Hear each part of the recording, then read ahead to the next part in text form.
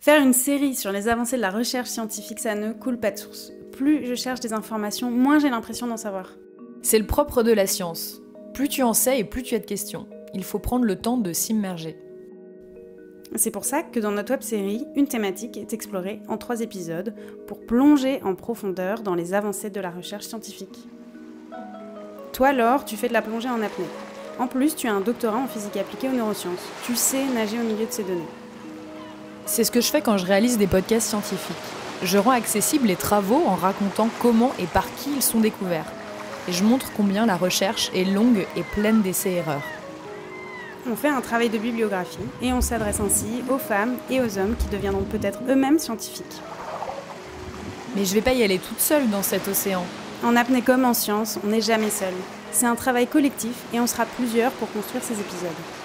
Toi, tu enfiles ta combinaison de chercheuse et d'apnéiste. De la surface, je tiens le fil d'Ariane pour ne pas nous perdre. Grâce à mon expérience de réalisation au long cours, je garde le cap d'un épisode à l'autre. Et il y a Yota, une équipe de motion designers qui met en image l'exploration et ses réponses. Noémie, Simon, Julien et Adrien définissent visuellement ta quête sous-marine. Le motion design matérialise les concepts parfois abstraits de la recherche.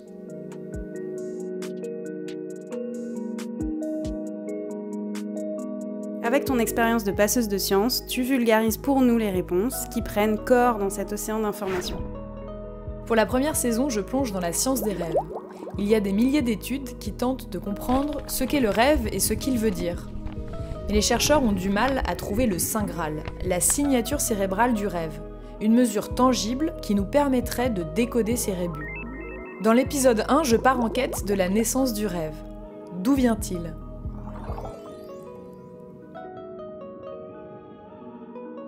Et l'enquête te renvoie par moments dans le monde réel. Tu peux alors poser des questions aux scientifiques qui te feront avancer.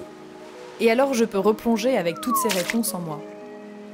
Dans l'épisode 2, j'explore les fonctions du rêve. Comme le sommeil a une fonction réparatrice, les rêves joueraient un rôle dans la régulation de nos émotions, dans le développement de la créativité ou encore dans nos apprentissages. Dans l'épisode 3, je questionne comment nos rêves influencent nos vies et comment notre vie influence nos rêves. En essayant de comprendre le cerveau des rêveurs, nous apprenons sur nous-mêmes et donc sur la conscience. On est encore loin de la machine à lire les rêves, il reste des questions en suspens, mais plus on plonge et plus on a envie de plonger. Pour faire 8 minutes d'un épisode avec des images animées et des prises de vue réelles, il y a toute une équipe à bord. 6 personnes et 1 mois de travail. La première saison a besoin d'un coup de pouce. Et nous pourrons ensuite naviguer de nos propres ailes.